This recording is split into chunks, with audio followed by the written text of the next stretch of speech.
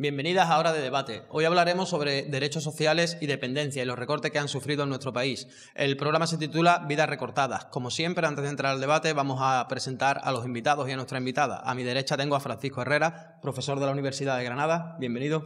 Muchas gracias, bien hallado. A mi izquierda, María José Aguilar. Voy a mirar la chuleta.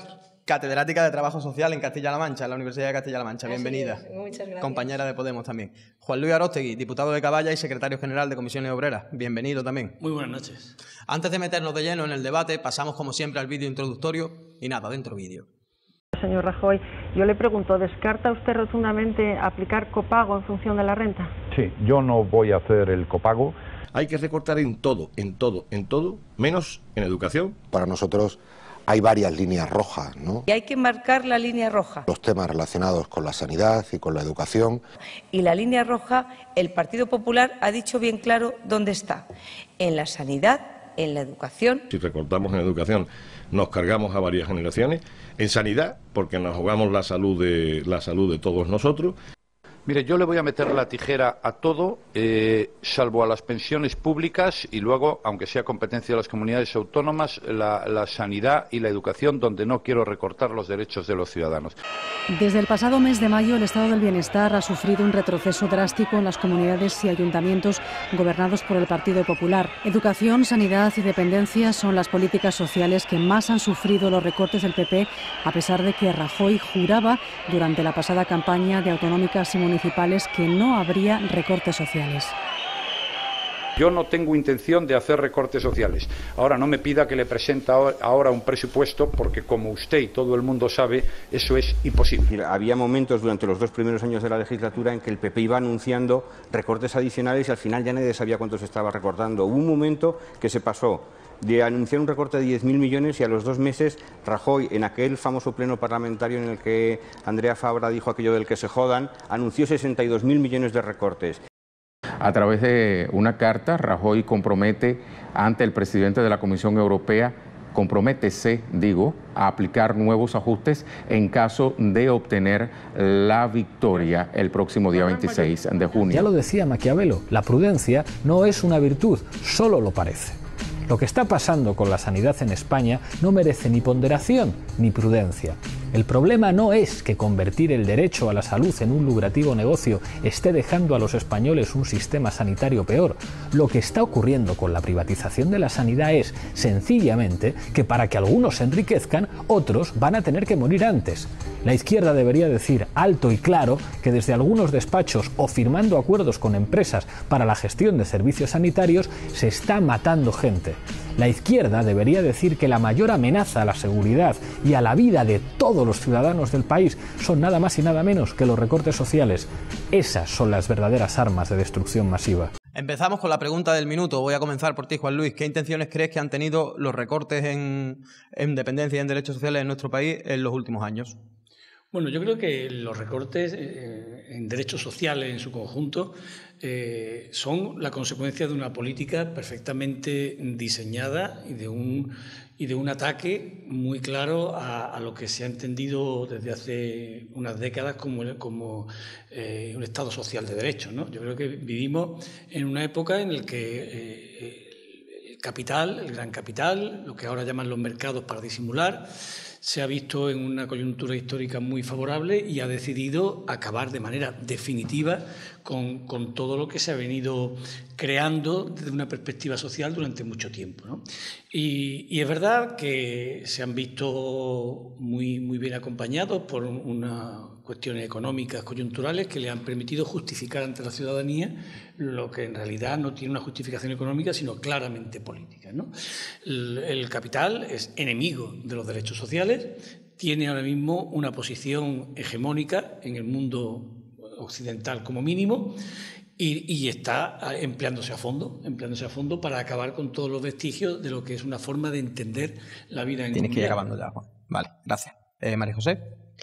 Pues yo lo que creo que tienen una intención muy clara y es volver al residualismo, es decir, un Estado social y un modelo de política social de corte institucional se distingue básicamente los modelos residuales en la responsabilidad pública y la garantía de derechos. En el caso de los servicios sociales y la atención a la dependencia, que ya de por sí son las políticas sociales más frágiles, más precarias, porque carecen de ese marco de ley orgánica estatal que tienen otras como la educación o la sanidad, que por el hecho de ser competencia de las comunidades autónomas, pues también presentan precariedades y fragilidades propias en comparación con las otras.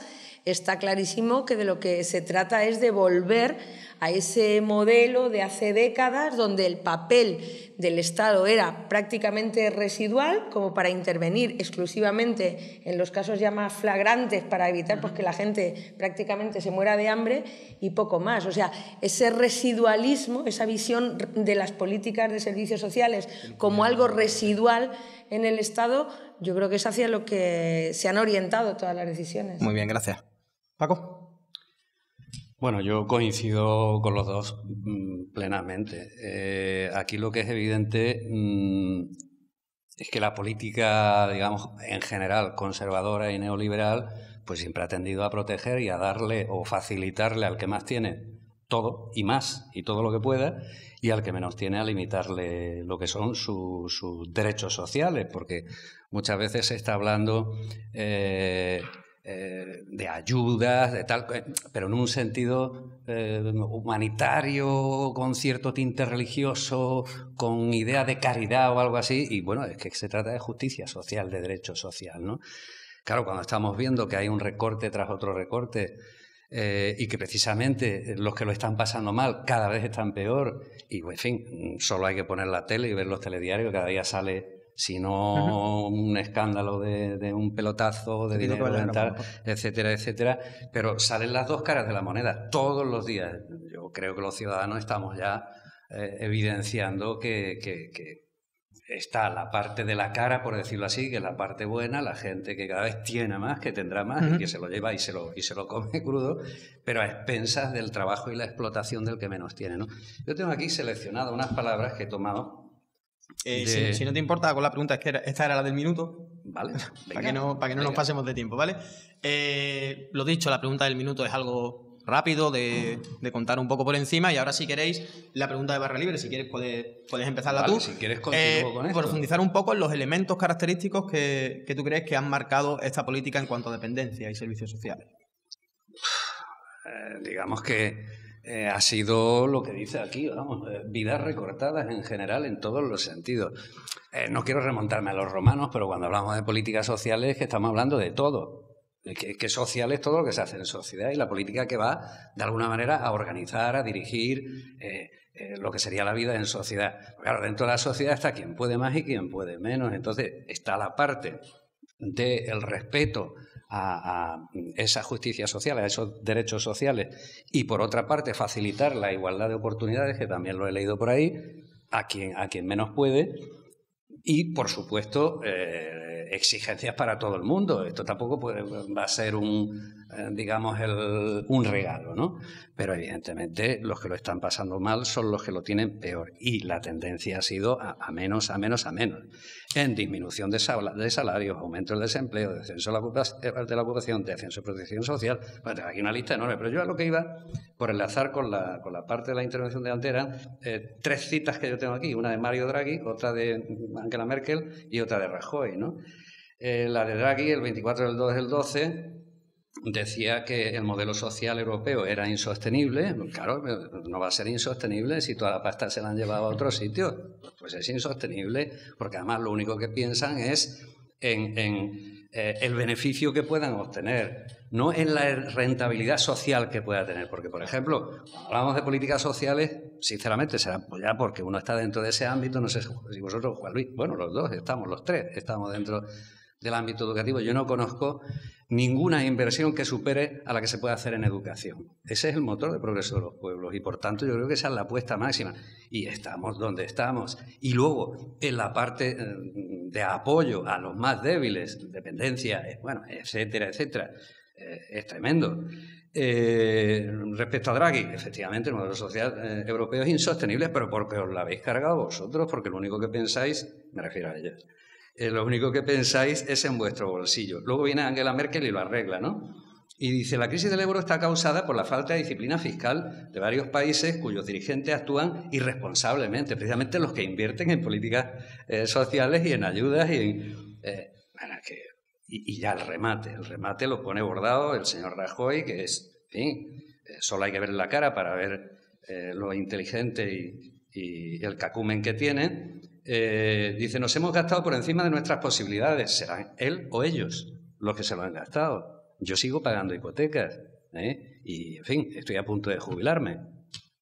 Y ayudando a la familia, etcétera, etcétera. Quiero decir, por terminar o por dar paso a otros compañeros, que el problema es de la visión que se tiene de la sociedad y de lo que uno quiere para esa vida eterna en la que yo creo, que es en la mejora de las siguientes generaciones, que vayan a mejor, no como ahora, que están peor nuestros hijos que nosotros, y que esto es contra natura. Vamos, lo que hay que hacer es poner todos los medios para que pueda haber ese mundo mejor. Y esto, desde luego, no funciona poniendo la casa boca abajo, que es basándolo todo en el bolsillo del que tiene dinero para tener más, no para poder llegar a ese mundo que yo creo que, en fin, utópico. Claro. ¿Cuál es el fin de tener dinero, entonces, no?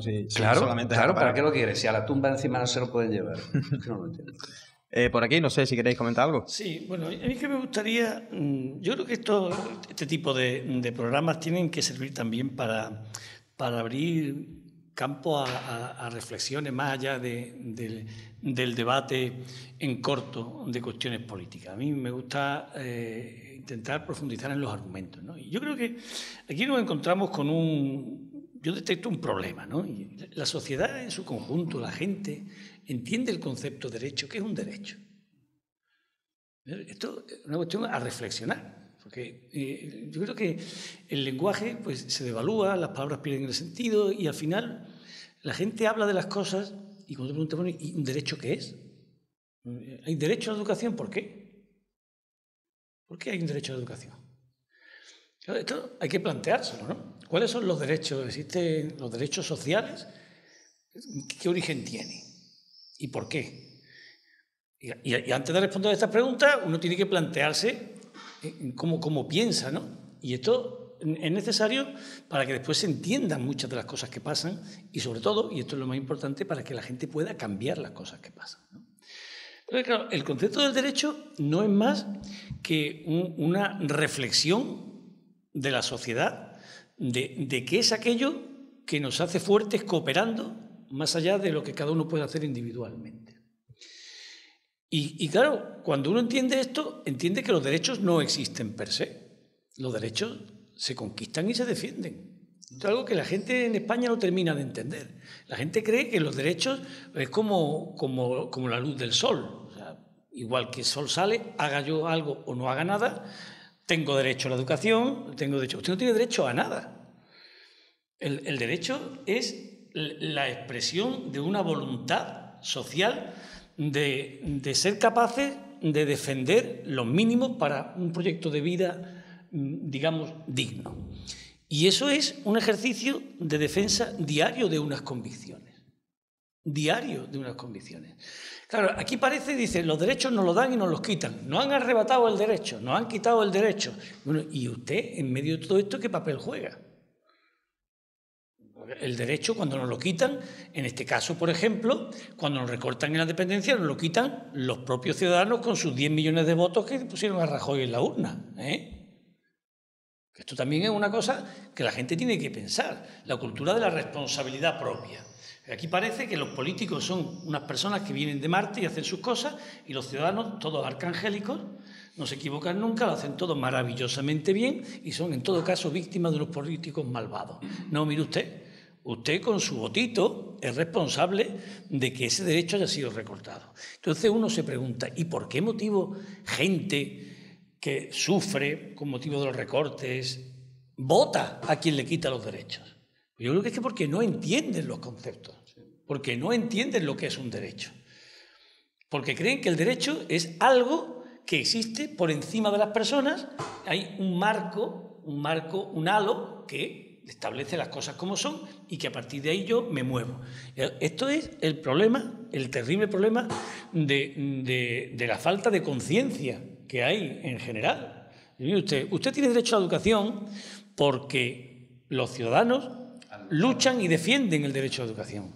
En Ceuta, iba a decir, en España no tenemos derecho a la dependencia, no se entiende como un derecho a la dependencia por una razón muy sencilla, porque los ciudadanos no han querido. Plantea una de las cosas que nos parece a cualquier persona, digamos, con un poco de sentido, ¿no? de generosidad o de solidaridad, ¿no? Decía, plantea Podemos de manera pionera, ¿no? Como si fuese y la gente, el derecho a los suministros básicos, ¿no? ¿Cómo hemos llegado hasta el siglo XXI sabiendo que hay gente que muere de sed? Eso no tiene ninguna lógica, ¿no? Hemos conseguido conectar todas las ciudades españolas importantes con el AVE, tú te montas en Málaga y entre horas están en Madrid, esto es maravilloso, pero hay gente que se muere de sed, ¿no? Y esto puede suceder. Entonces, un partido político, en este caso Podemos, plantea abiertamente, decir, no, los suministros básicos tienen que ser también un derecho, ¿no? Y la gente se alarma y se extraña, ¿no? ¿Y por qué la educación es un derecho y beber agua no? Aquí hay un problema de pedagogía y de conciencia que es lo que termina permitiendo que jueguen con nuestros derechos. ¿Por qué con nuestros derechos? Porque cuantos más derechos hay, cuanto más derechos tienen los ciudadanos, más difícil es manipularlos, explotarlos, domesticarlos, someterlos. Y este es el juego que la gente tiene que entender. La gente tiene que entender que en la vida, y esto hay que decirlo con claridad, o hay una revolución o hay explotación. No hay términos medios. Los términos medios son matices. Y la gente que vive explotada es incapaz de pelear por sus derechos. Entonces, nos están quitando los derechos porque no nos los están quitando, no los hemos tenido. Claro.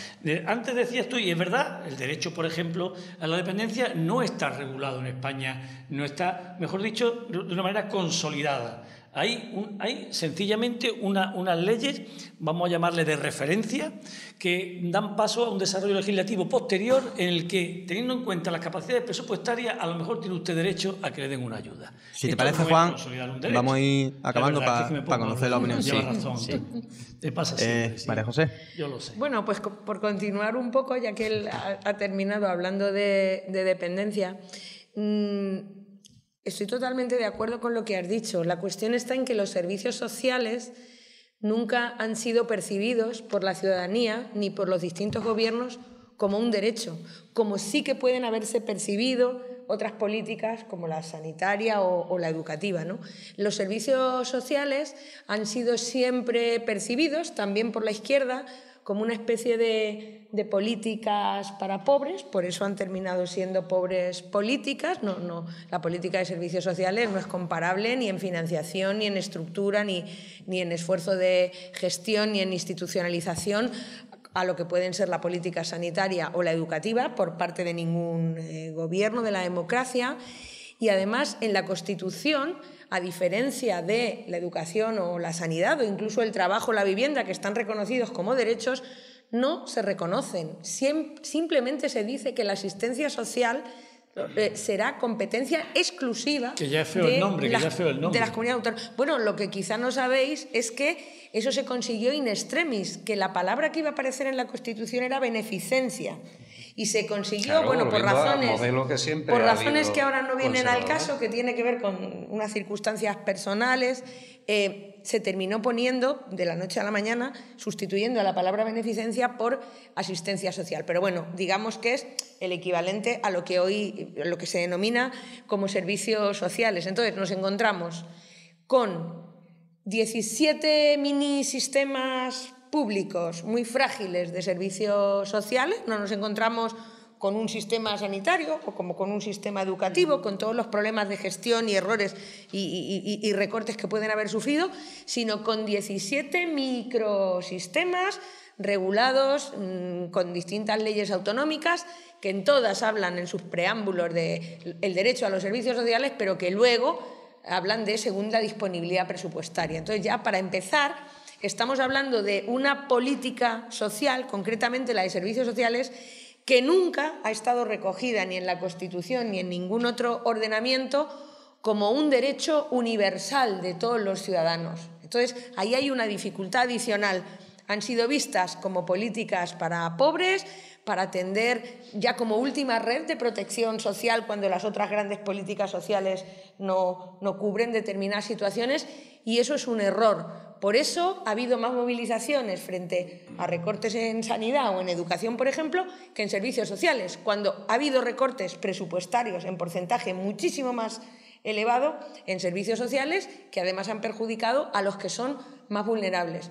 La ley de la dependencia fue un intento de dotar de una ley estatal, de un marco, al carecer de un marco estatal normativo de servicios sociales, pues eso se intentó con la ley de dependencia porque no colisionaba con lo que decía la Constitución y demás. Y fue un intento que desde luego no llegó a consolidarse porque yo creo que además, más allá de que la ley de dependencia es perfectible, por el mecanismo de financiación que se estableció. Un sistema tripartito entre Estado, comunidades autónomas y usuarios, en lugar de pensar en un sistema de financiación, para que la gente nos entienda, tipo pues como la Seguridad Social, a través de presupuestos generales del Estado. Entonces aquí, es decir, hay una ley estatal, pero desde el momento en que su financiación, que es lo que permite aplicarla, depende de acuerdos financieros entre el Estado, que lo ha ido reduciendo cada vez más, cuando la previsión era que tenía que ir aumentando progresivamente, y las comunidades autónomas, volvemos a tener en la práctica sistemas diferenciados y con la aportación de los usuarios también cada vez mayor. Por eso siempre digo que la ley de dependencia fue un intento, pero que no ha llegado a cuajar. Yo creo que deberíamos agarrar el toro por los cuernos y dotarnos de un marco normativo estatal. Y además creo que es necesario hablar de una reforma constitucional que meta en el capítulo de derechos fundamentales, esos que son exigibles en la justicia, que son justiciables, lo que se denomina en el lenguaje técnico derechos subjetivos, que en virtud de que eres una persona que tiene ese derecho, si no lo puedes ejercer, puedes ir a un juez y denunciarlo. Esa es la diferencia entre unos derechos y otros. Si los derechos sociales a la educación, a la sanidad, a las garantías de ingresos, a los servicios sociales, a la vivienda, se meten en una reforma constitucional en el capítulo de derechos fundamentales, no digo que se resuelva el problema, pero si no se respetan o si se prohíbe el ejercicio por parte de los propios gobiernos, los ciudadanos podemos ir a la justicia y reclamar y exigir que se nos restituya ese derecho. Si no, pues se quedan en buenas declaraciones, en intenciones y demás. Bueno, voy a enlazar una cosa que había comentado antes Juan Luis, en gran parte de acuerdo. Respecto al derecho, efectivamente, el derecho entendido en abstracto pues no es nada, pero sí que ha sido una conquista del hombre desde tiempos remotos hasta la actualidad, y que hay unos derechos que efectivamente están ahí, que son patrimonio de la humanidad, por decirlo así. Hablo de derechos humanos, hablo de derechos diversos, el derecho del niño tal, y los derechos y las conquistas que se han podido hacer dentro de España, dentro de nuestro país, ¿no? Para mí es súper evidente que si el pueblo no está atento, no se moviliza y no reacciona con su voto, orientándolo hacia lo que cree que puede ser la solución de todos estos problemas y sobre todo lo que es una apuesta para la igualdad de oportunidades. Si el pueblo no se orienta así y se orienta por otras directrices, la cosa no va a funcionar, no se va a remediar y va a seguir exactamente igual. Además, si observemos que el tema del liberalismo o conservador o los neos, etcétera, etcétera, si esto es desde el nacimiento del hombre, de la primera sociedad humana que hubo, desde la ley del más fuerte hasta el rey, etcétera, etcétera, etcétera, en su momento. Es decir, en esas sociedades, ¿no? Y en la actualidad, salvo a partir de siglo final del XIX, principios del XX y, por supuesto, desde la consolidación y de la democracia en España, aquí lo que ha habido siempre ha sido derecho basado en los que más tienen y en los que pueden de alguna manera dirigir la vida de los demás, que este es el problema, ¿no? Dirigir la vida de los demás. Es difícil que un ciudadano que tiene recortado pues su vida, como dice ahí, pueda proyectar nada porque no tiene nada, ¿no? Aquí he estado mirando una serie de cosas que me entretuve en buscar cuando se me invitó. España segunda hasta el puesto 30 en justicia social dentro de la OCDE. Si vemos el informe Economía del Trabajo y Sociedad, Memoria sobre la situación socioeconómica y laboral de España 2014, esto es terrorífico lo que se ve, ¿no?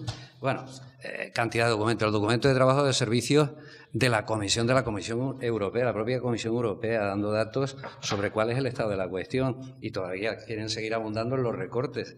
Bueno, pues como sigamos así, pues acabaremos con una sociedad, no sé, de vuelta otra vez al origen, al principio, porque esto yo no le veo evolución. Sí, a mí me parece que esto efectivamente, lo que ha dicho María José, me parece una cuestión clave en todo este debate, ¿no? Y es el reconocimiento constitucional de estos derechos. Claro. Esa es la batalla política, ¿no? Además, yo creo que es una de las la consolidación a corto plazo más importantes, ¿no? El darle la consideración de derecho a todo esto que hoy, porque hoy las políticas sociales están a la misma altura, con el mismo concepto y el mismo desarrollo que están, por ejemplo, las políticas deportivas. Y la educación, que nunca le acompaña una ley de presupuesto. Todo el mundo dice que hacer deporte es bueno, todo el mundo dice que hay que hacer, todos los ayuntamientos se ocupan del deporte, todas las comunidades autónomas tienen una política deportiva, y los servicios sociales, el tratamiento es muy parecido. Todo el mundo dice, sí, está bien que los pobres coman, es una cosa que, claro, ¿no? Dentro de lo que cabe es interesante, que se ayude a la familia y tal. Entonces, pues todos los ayuntamientos, comunidades autónomas tienen sus servicios sociales, unos mejor, otros peor, en función ya de muchas cosas. Pero claro, y la sociedad lo percibe al mismo nivel, ¿no? O sea, todo el mundo ve que las políticas sociales son buenas, son deseables, es bueno que se mejoren, hablo con cualquier ciudadano y todo el mundo lo entiende, pero falta ese salto cualitativo de entenderlo como un derecho que no tiene nada que ver con entenderlo como una prestación deseable. Y esto yo creo que es lo que de alguna forma deberían todos los ciudadanos asumir, ¿no? Porque el llevar todo esto y ponerlo en la Constitución, y eso significa un desarrollo legislativo en base a derechos fundamentales, a leyes orgánicas que después se trasladan a políticas concretas, exigibles, que es la palabra clave que decía María José, y que efectivamente es lo que diferencia una política deseable de una política de derechos. Eso es una responsabilidad de todos, ¿no? A muy corto plazo. Pero mira, yo, por ejemplo, el otro día, por decir algunas cosas que pueden ser ilustrativas de esto, ¿no? O sea, un derecho social es la protección al desempleo. Es una de las figuras, digamos, que todo el mundo, que nadie discute, ¿no? Todo el mundo entiende que a cualquier persona en un momento determinado se le corta de manera brusca su vida laboral, se ve en el paro y tiene que seguir haciendo frente a sus obligaciones, pues bueno, pues tanto de pagar el piso como de comer, como lo que sea, ¿no? Y todo el mundo entiende que, bueno, que hay un periodo mínimo o prudencial en la que a esa persona hay que asistirlo, porque puede encontrar trabajo en 15 días, pero puede tardar 15 meses, si en España 15 años, ¿no? Entonces, lo lógico es que haya algo ahí. Bueno, pues el nivel que tenemos, yo digo Ceuta porque estamos aquí y lo vemos con facilidad. Nosotros tenemos 14.000 parados y cobran ayuda al desempleo 800. Esto es una cosa que en buena lógica debería sublevar a la gente, ¿no? Claro. Sí, es que eso es lo que sorprende. Es lo que sorprende. Porque la gente entiende que esas ayudas son unas ayudas, digamos, graciables. Bueno, pues bastante tienen, ¿no? Claro. Es un problema de concepto. Claro, yo quería que entráramos un poco ahí, en la visión que tiene la sociedad de los servicios sociales, claro, que sé que tú tienes algo que decir al respecto, de ese asistencialismo, ¿no? Es algo como que... Como la beneficencia, claro, que se hablaba antes. Bueno, si me lo dan, pues suerte he tenido, si no, no me lo merezco. Pero digo, protección al desempleo, hay algunas cosas que están que quizás son un poco llamativas, pero que cuando uno tiene la oportunidad de experimentarlo y de vivirlo, ¿no? O sea, la ayuda a domicilio, ¿no? O sea, es la dificultad que hay para matrimonios ancianos que viven en una casa sobrevivir sin la más mínima ayuda. Y con una mísera pensión. Inhumano. Entonces, bueno, si el ayuntamiento tiene a bien, pues te manda a una persona un par de horas a la semana y si no, pues mala suerte, ¿no? Claro, esto Esto necesita una especie de lifting, ¿no? Un lifting Psicológico, ¿no? en la ciudadanía, ¿no? Es decir, tenemos que asumir que igual que se ha conseguido, hemos tardado 100 años, porque la ley de la educación, pues la educación tampoco, como derecho, tampoco tiene tanto tiempo. Tampoco es tan antigua, sí. Tanto tiempo, ¿no? He costado 100 años en entender que todo el mundo tiene derecho a la formación, o todo el mundo tiene derecho a que lo curen. La gente tiene que asumir que todo el mundo tiene derecho a poder vivir con dignidad. Vivir con dignidad en el siglo XXI significa poder comer, poder vestir, poder estar en su casa con una temperatura agradable y poder tener unos mínimos. Esto no puede formar parte de un debate político. Esto tiene que formar parte de una manera de entender la sociedad. El debate político estará en si la ayuda al desempleo pues tienen que tener esta cuantía, se hacen así basados. Una duración, otra duración, pero que esto no es un gesto de la administración hacia los necesitados, sino un derecho de los ciudadanos que la administración tiene. Claro, el derecho a la ayuda no es lo negociable en todo caso sería la cuantía. El cómo, es decir, la forma. Vamos a pasar cómo se hace, ¿no? A María José. Bueno, es que yo creo que a lo largo de la historia hemos ido como pervirtiendo y asistiendo impávidos e incluso cayendo en unas trampas que nos han ido tendiendo a los ciudadanos que son perversas. Vamos a ver, existe un Estado que recauda impuestos que aportamos los ciudadanos, bueno, unos más que otros, efectivamente. Generalmente los que más tienen aportan menos, ya lo sabemos, precisamente para que el Estado organice la prestación de una serie de servicios que los ciudadanos individualmente no podemos prestarnos. Es decir, pagamos impuestos pues para tener asistencia sanitaria, ya sea de atención primaria o especializada en un hospital, para tener servicios educativos, para tener carreteras, etcétera, etcétera.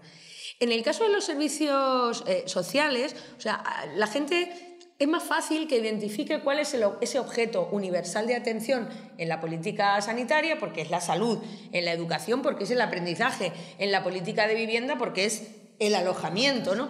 En el caso de los servicios sociales, la gente y los gobiernos no se han preocupado de hacer pedagogía social en este sentido, no se han preocupado de cambiar ese imaginario, ¿no? De pensar que la política de servicios sociales es para la gente ya muy pobre, que está en exclusión, que ya no puede asirse a ningún otro sistema de protección. No, los servicios sociales satisfacen una necesidad que también es universal, que es la necesidad de interacción entendida como ese equilibrio y ese ajuste que es dinámico y que es necesario entre la autonomía personal para poder llevar a cabo una vida en comunidad, en tu entorno, en tu familia, y la integración relacional, el poder relacionarte positivamente con otras personas.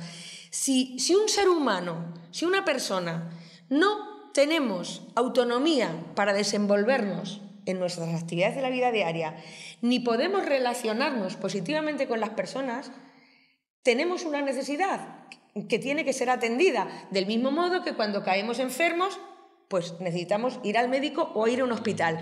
Es decir, los servicios sociales son la política encargada de proveer servicios y prestaciones para cuando las personas, por razones de edad, por razones de discapacidad, por las razones que sea, o bien no pueden desenvolverse por sí mismas en actividades de la vida diaria y necesitan de cuidados, de apoyos técnicos o profesionales especiales, o cuando tienen dificultades para integrarse, para establecer relaciones positivas que son necesarias como seres humanos.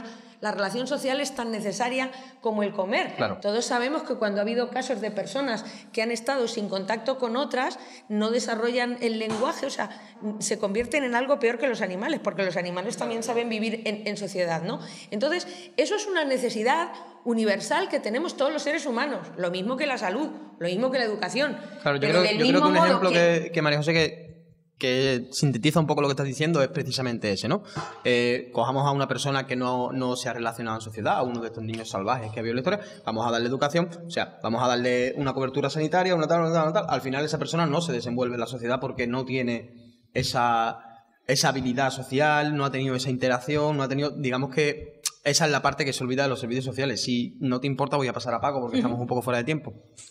Bueno, que en sentido general queda claro, por lo menos para mí, ¿no?, de que la tendencia que se viene viendo en los últimos tiempos es de ir a cada vez más recortes, que a pesar de que se hayan hecho en algunos momentos puntuales algunas leyes que consoliden algún tipo de derecho, no han tenido un respaldo de una ley de acompañamiento o del reconocimiento de que es una ley que tiene que tener ese fondo económico de disposición continuada y no al capricho de quien ocupe el sillón.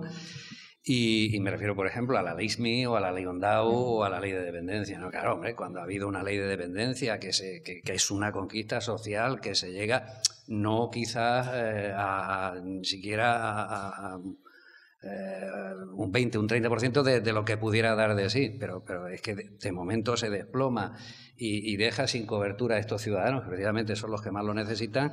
Pues yo creo que habría que hacer algún tipo de catarsis, algún tipo de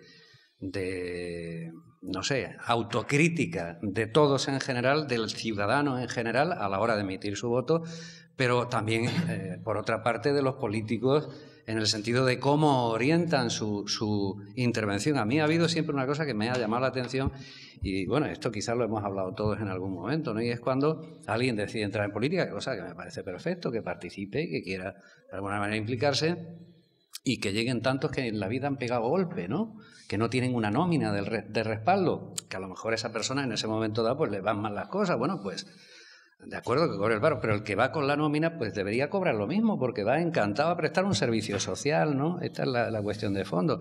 Y cuando te das cuenta que la gente entra para medrar, para servirse, no para servir, etcétera, etcétera, pues estos son los que más daño le hacen a los más débiles. Claro. Porque si ellos están viviendo como sanguijuela a expensa del más débil, le está quitando el pan al más débil. Y esto quizás es lo que yo creo que deberíamos hacer en general todos, la sociedad en general, ¿no? Una catarsis. El ciudadano, para que de alguna manera responsablemente y entendiendo bien la situación del por qué está así, de que no es una beneficencia lo que le va a servir, que ese sería el pez del momento, ¿no? Sino la caña de pescar, y luego los políticos en general pues que vayan haciendo otra orientación. Claro, esto quizá desde la izquierda pues es más fácil de entenderlo o de asumirlo. De la derecha pues tiene que pasar mucho tiempo. Yo, en fin, yo no le voy a quitar la oportunidad de creer de que todo el mundo puede corregir su rumbo, ¿no? Pero es muy difícil que los consiga. Yo sí le permíteme un momento, tenemos que pasar a la siguiente pregunta. No, pero bueno, pero yo tiene que ser donde tú quieras. Lo más breve que pueda ser. La opción de que la derecha, que es una ideología que está fundamentada exclusivamente en la explotación del ser humano, porque en eso se fundamenta, claro, y después lo explican, el que pueda y el que no, que arree. Esto no tiene cambio. O sea, a la derecha lo que hay es que aniquilarla. No se le puede educar. No, pero por el bien de la humanidad. Yo no lo digo. ¿Y no crees como Carmena en la posibilidad de reinserción? No, vamos a ver. Es que no se trata de una ideología que esté equivocada o que sea corregible. Es una ideología que es perversa en sí misma. Claro, a conciencia. La derecha consiste fundamentalmente en establecer el modo de vida del ser humano en la ley del más fuerte. Esta es la forma de pensar, y las especies débiles pues sencillamente se mueren. Pero yo quería hacer una reflexión sobre esa vinculación que también me parece muy, muy negativa, que además se convierte o forma parte del sentido común de la gente, y a mí me gusta siempre que tengo ocasión combatir. Y es la vinculación de derechos y presupuestos. Yo creo que esto es una cosa que la gente hay que convencerla de que eso es una trampa tremenda. Imaginemos por un momento que dice un gobierno: ustedes, tenemos una serie de dificultades de todo tipo, así que hemos pensado que cuando los ancianos lleguen a 70 años los incineramos directamente. Todo el mundo: ¡qué barbaridad! Es una barbaridad, ¿no? ¿Cómo vamos a incinerar a los ancianos que cuando cumplan 70 años? Tienen derecho a la vida. Pero en cambio, si decimos lo vamos a dejar sin pensión, ya nos parece natural, porque no hay presupuesto. Claro, no hay dinero. No hay presupuesto. Entonces, si no hay presupuesto, claro, los derechos se recortan y no pasa nada. Eso es porque en el fondo no creemos en ese derecho. Sí creemos en el derecho a la vida, y por eso nos parece una aberración matar a las personas cuando son mayores. No, tienen derechos. Pero no creemos en los derechos sociales, no creemos en otro tipo de derechos, y entonces no lo cuestionamos. decimos, las posibilidades presupuestarias, justificamos o se comprende. Y claro, esto es una cosa que da bastante... Por decir, ayer leo el periódico y había 3 noticias, ¿no? En una de ellas decía que la empresa SACIR había incrementado sus beneficios en 3,5%. En otra decía que Inditex, Amancio Ortega, había ganado el primer trimestre 4 o 5 mil millones de euros. En otra decía que el grupo Prosegur había incrementado... Esto en el mismo folio, ayer. ¿Qué quiere eso decir? Que lo del dinero es una gran mentira. Claro. Es una gran mentira, explicada y vendida de manera interesada. Claro, es la excusa. Entonces, cualquier persona que administre un país o una sociedad tiene que utilizar los mismos parámetros que utiliza en su casa. A ver, el dinero, primero, ¿qué es lo que Juan, te pido por favor que vayas acabando ya. Ya, hago la receta para comer y para esto. Y a partir de ahí lo que venga. Esto es exactamente igual. El dinero primero para los derechos y después para lo que venga. Es tan fácil como eso, ¿eh? Muy bien. A nosotros siempre nos dicen o nos acusan un poco de lo mismo, ¿no? Ustedes habláis de lo bonita que serían las cosas si se hicieran lo que ustedes decís, pero ya les voy a pedir que os mojéis un poco, ¿no? Si llegásemos al poder, que sabemos que llegar al poder en un Estado hoy en día no es llegar realmente al poder o al poder real, hay otro poder real que es el económico, que se esconde detrás, que tú no controlas, tú más bien, como mucho, puede ser un muro de contención ante ese poder.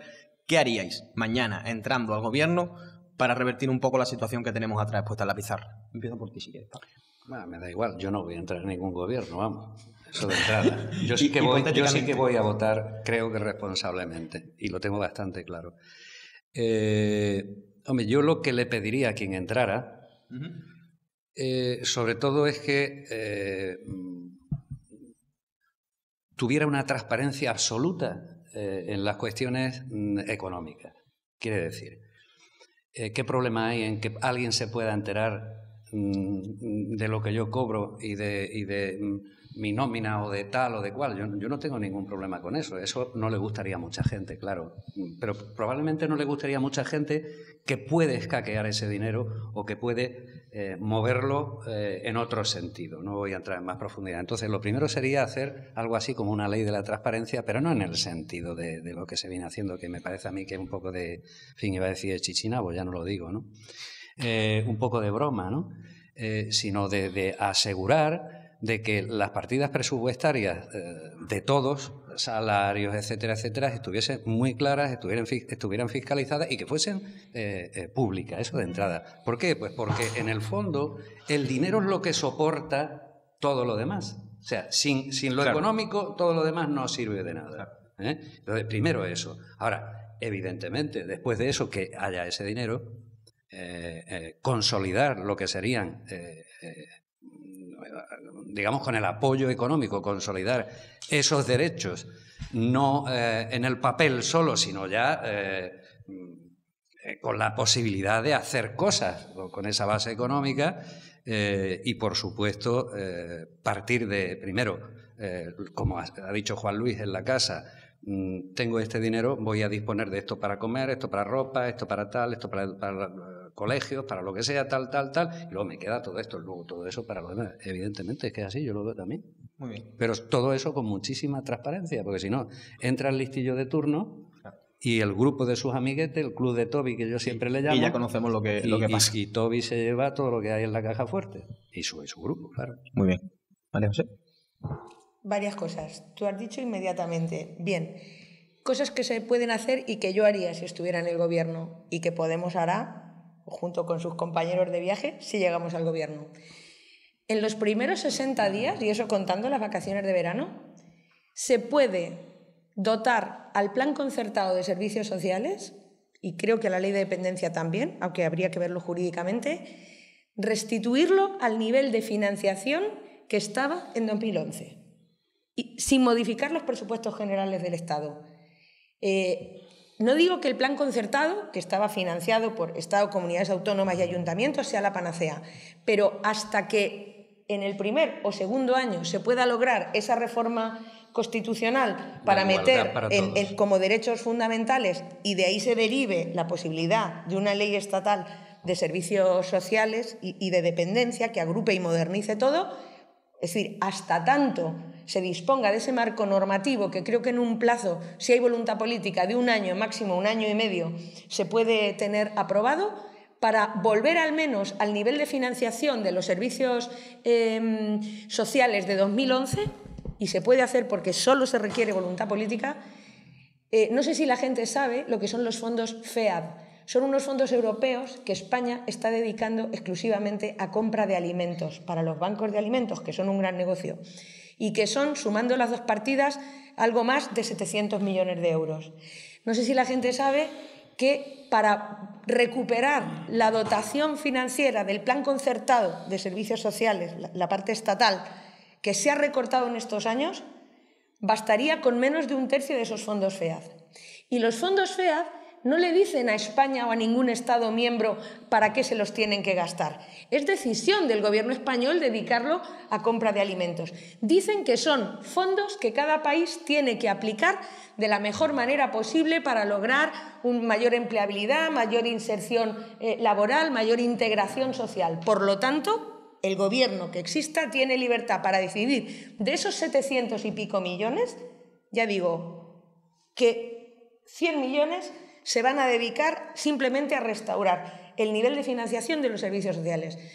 En un año, año y medio, creo que es realista pensar, si existe una mayoría parlamentaria suficiente, en la posibilidad de dotarnos de ese marco normativo.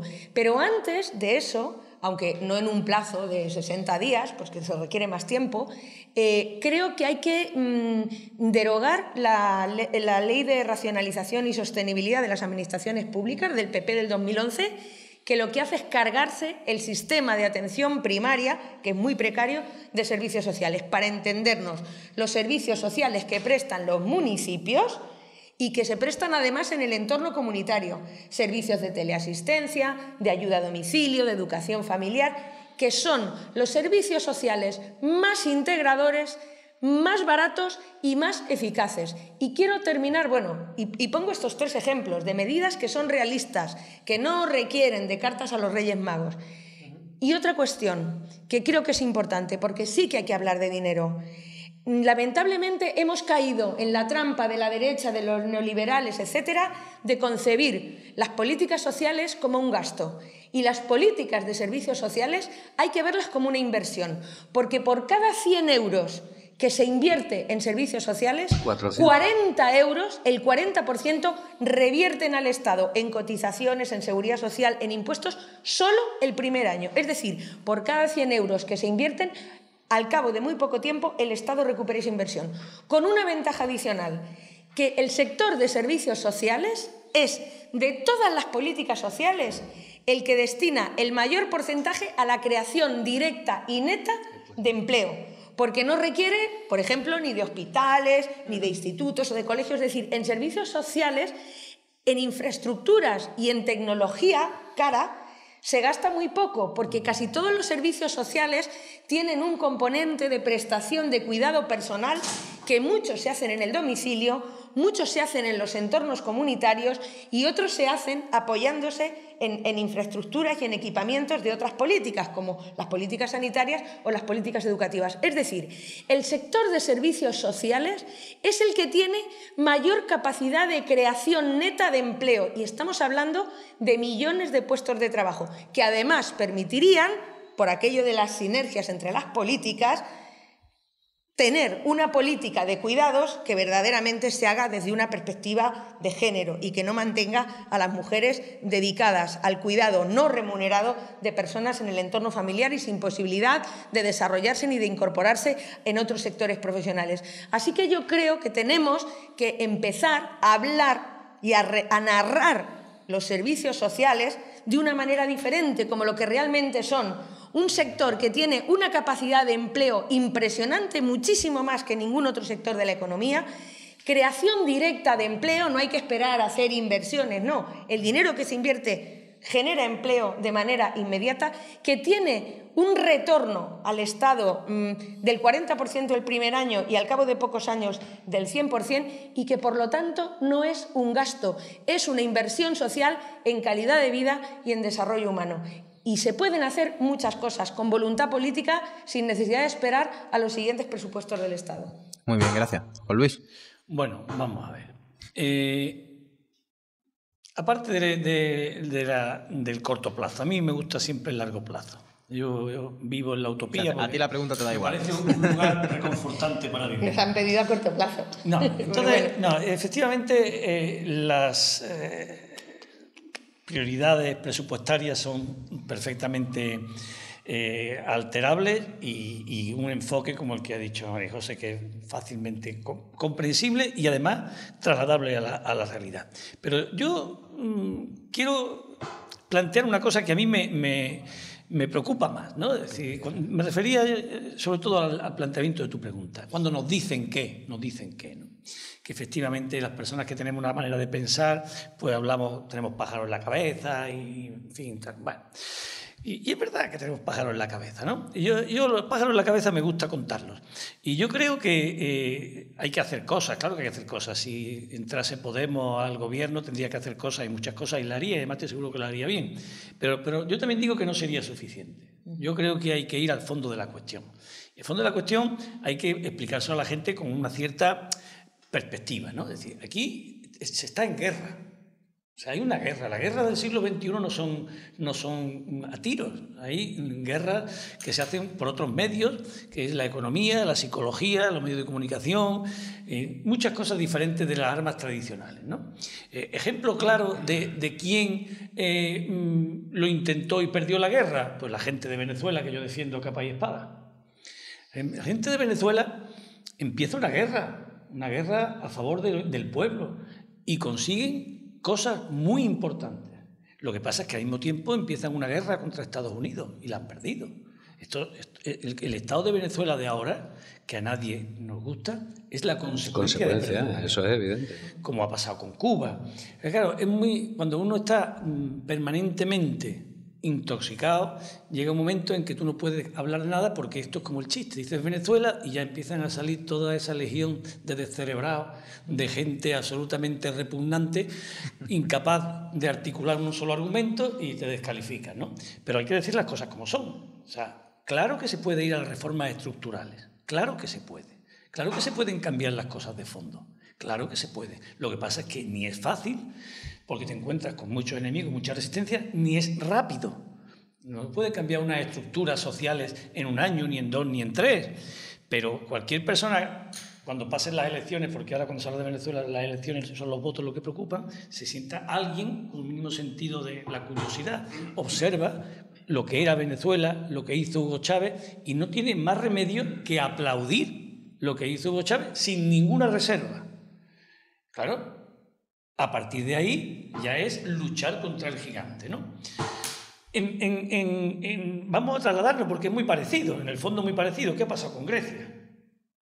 ¿No? En Grecia también hay un intento en un momento determinado de cambiar, pero claro, luchas contra enemigos muy poderosos y con muy pocos aliados. Que ni siquiera te dejan empezar la guerra, ¿no? En España es posible un cambio de estructuras, y de estructuras paso, y si hablamos de cuestiones económicas, una palabra que a la gente le asusta, pero que es la clave de todo esto, que se llaman nacionalizaciones. O sea, tú cambias la estructura si eres capaz de nacionalizar sectores económicos estratégicos y ponerlo a disposición del bien común. Esto es así. Tienes que ir acabando, Juan. Tengo que ir acabando, no, siempre tengo que ir acabando. Ahora que estaba empezando a nacionalizar. Siempre tengo que ir acabando. En este programa, cada vez que vengo, siempre tengo que ir acabando. En vez de hora de debate, poner hora de ir acabando. Claro, yo cada vez que viene sufro. Entonces, bueno, es decir, que claro, ¿qué es lo que sucede? Que España ahora mismo forma parte de un área económica supranacional en el que todas las decisiones están supeditadas y condicionadas por otras instancias. Es muy difícil. Claro, si tú planteas, como plantea en su momento, por ejemplo, el pobre Julio Anguita, vapuleado por todo el mundo. Entonces, es que hay que salirse de la Unión Europea si queremos soberanía en el ámbito económico. Este es un hombre... Pero es que es una verdad como un templo. Si queremos soberanía, si no la queremos, formamos parte de una unidad en la que tenemos unas condiciones que nos maniatan, ¿no? Hay una opción que también es buena, y es que vaya subiendo esta forma de pensar en el contexto de la Unión Europea, que también es una forma de conseguir un cambio, pero de luego, pero más largo y más complicado, ¿no? Pero entonces, yo creo que la idea es tan clara, las medidas también, el sentido de la realidad también, ¿no? Y yo creo, la gente que conozco de Podemos y que leo y que oigo, son gente sensata y razonable, que tienen convicciones, que tienen ideas, que les gustaría que las cosas fueran de una manera, pero saben que a corto plazo tienen que ser de otra, pero que también estamos convencidos de que con las pocas cosas, que se pueden hacer a corto plazo, el cambio de la vida de millones de personas sería radical e inmediato. Esto también es verdad. Para mí no es suficiente, porque para mí no es suficiente con que las políticas sociales dieran un cambio, un giro radical respecto al Partido Popular. Para mí yo creo que hace falta un paso más, ¿no? Pero bueno, estamos a tiempo. Estamos en ello, ¿no? Estamos en ello, efectivamente. Bueno, pasamos al minuto de conclusiones. Bueno, yo creo que compartimos, si no todo, casi todo, ¿no? Y yo creo que cualquier ciudadano que nos esté viendo estará de acuerdo en todo lo que estamos diciendo, claro, salvo aquellos que son los que tienen, como diría uno de los morancos, el taco, ¿no? Que, claro, que solo piensa en su taco, tiene por cerebro un billete de dólar o de euro. Yo concluiría diciendo que hasta a mediados del siglo XIX, la educación no se enfoca al sector público. Mediados del siglo XIX, esto puede parecer. Antes estaba en manos de otras instituciones privadas como era la Iglesia o como eran otros organismos, sobre todo la Iglesia, ¿no? Con la idea de formar un tipo de ciudadano. Y a partir del siglo XIX es cuando se le da el enfoque social, porque lo que quiere es transformar la sociedad.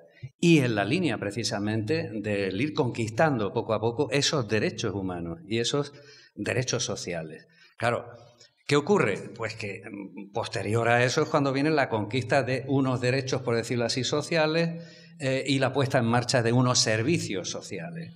Los servicios sociales están puestos en marcha prácticamente en el siglo XX y de alguna manera cuando pasan de la concepción de la beneficencia y de la caridad a lo que es esto es necesario para que funcione la sociedad, para que haya igualdad de oportunidades, es a partir de la democracia.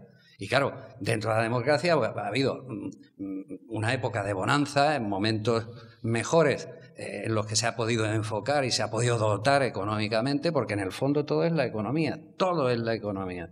Y en estos momentos pues la cosa va que ya lo podemos ver, ¿no? Cada vez hay más recortes, cada vez hay más problemas y se está pensando en el dinero, pero en el dinero de algunos y en la protección o en que se lo lleven fuera y se lo coman. María José.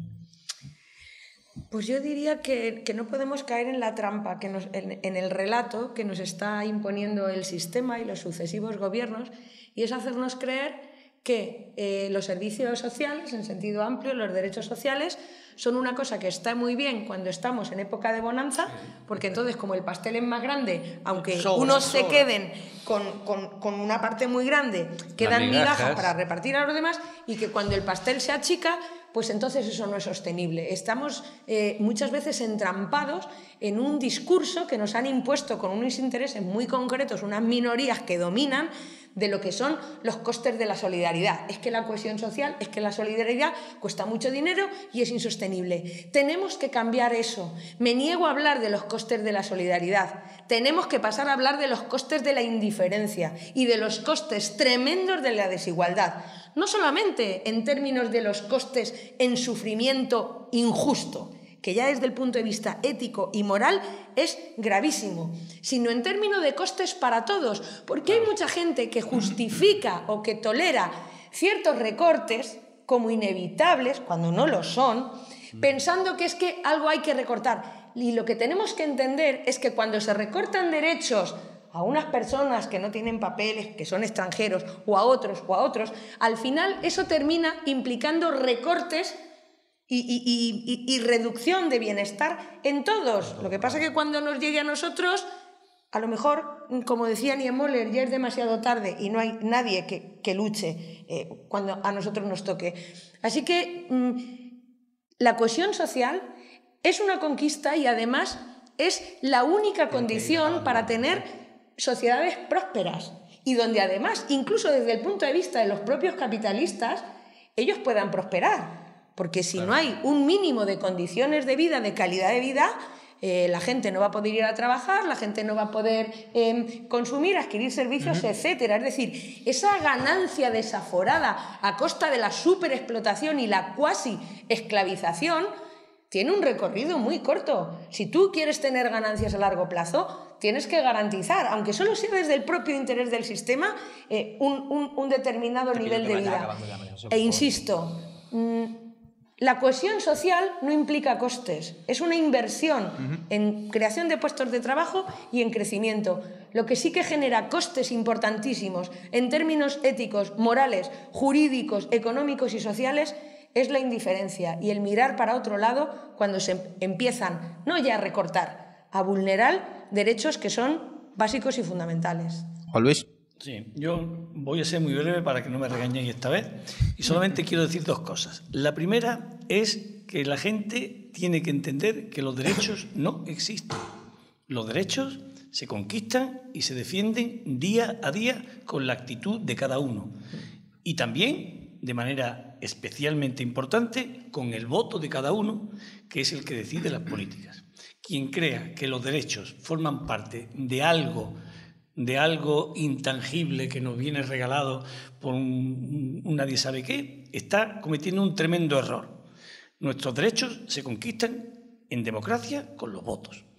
Esta es una cuestión que todo el mundo tiene que entender. Segunda cuestión que también me gustaría como conclusión. Cualquier cosa que no sea garantizar la vida digna de los ciudadanos con los que convivimos es no insolidario, es inhumano, deleznable, de salvajes. Si queremos convivir como salvajes, entonces podemos prescindir de los derechos sociales. Si queremos vivir como personas humanas, tenemos la obligación de extender los derechos sociales a todas las personas sin distinción, sin limitación, sin exclusión. Esto es un principio que no es político, que es moral, que es ético. No puedo entender cómo tantísimas personas que se reclaman partícipes de la ética de muchas religiones son capaces en su vida diaria de portarse tan mal con las personas con las que conviven. No lo entiendo. Conclusión, los derechos los conquistamos con los votos y para que las personas vivan dignamente no hay límites. Muy bien. Esto es algo que hay que interiorizar. Lo dejamos aquí, que estamos fuera de tiempo ya. Es parte esencial de nuestra forma de entender la vida. Muy bien. Ya he terminado. Vale. Hoy no has sido tú la excepción, todos habéis pasado del minuto, pero es un placer y un lujo tener una mesa como la que hemos tenido hoy, pero por desgracia, como siempre, hemos llegado al final del programa. Nos despedimos con el libro de Vincent Navarro, El subdesarrollo de España, causas y consecuencias. Hasta la próxima. Lo enseñas así y no les ha dado tiempo ni a enfocarlo. Sí, muy rápido. Bueno, luego le editáis.